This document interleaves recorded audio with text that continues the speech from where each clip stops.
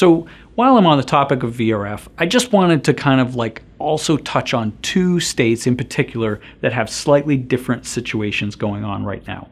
One of them is New York State.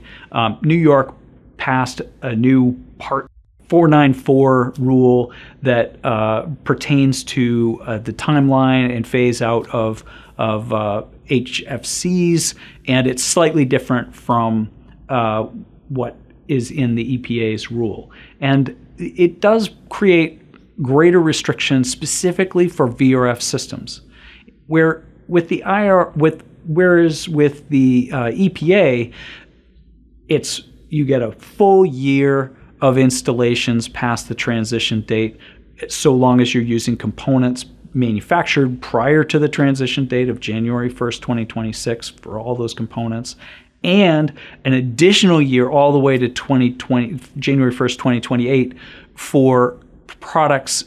Again, the products have to be imported before January 1st, 2026, but you can install them all the way to 2028 if the project, and this is nationally, was permitted before October 5th, 2023, which is when the EPA published their initial ruling.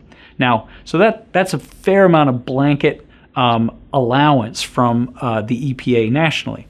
New York decided to not provide quite as much latitude in their exemption. So you can install systems. There's sort of like a harder line at the end of 2025, but you are granted new installations all the way through 2026, but only where projects were permitted in New York State, and HVAC is mentioned in that permit prior to this very recent January 9th, 2025.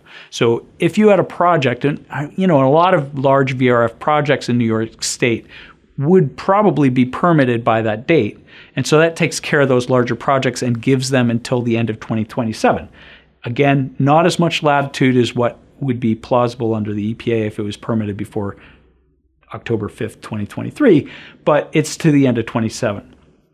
Now, that means that any projects that are initiated in 2025 that haven't been permitted before January 9th, 2025, you pretty much have to plan on completing that project with R410A by the end of the year.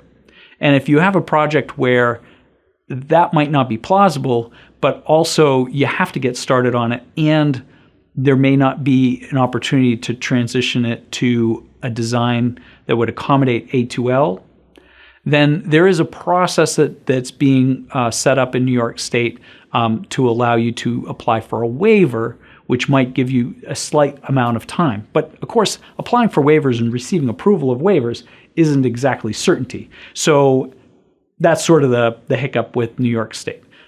We're continuing to investigate and have conversations with those folks.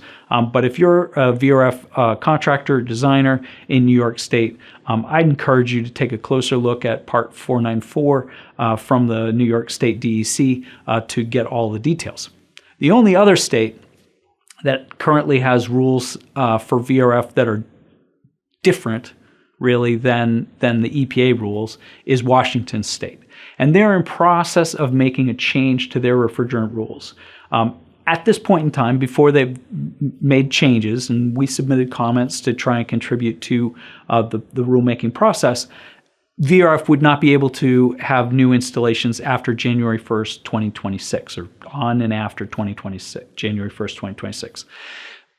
We're hopeful that the Washington State agency responsible for refrigerant rules will provide the same latitude as EPA, but it is plausible that they could take a model similar, an approach more similar to New York State.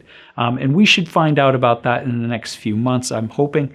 But we'll certainly be sure to make sure that all of the contractors and distributors in Washington State are aware of those particular restrictions. So other than that, I mean, like California has rules, but for all intents and purposes, the California rules are entirely consistent with the VRF rules for the EPA, as is the case with residential as well.